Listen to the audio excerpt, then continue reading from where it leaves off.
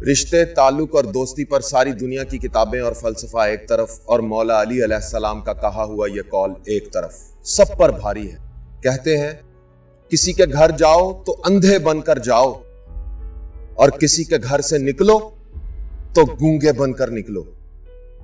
अब इस कौल के आईने में अपना अपना चेहरा देख लें और पहचान लें खुद को।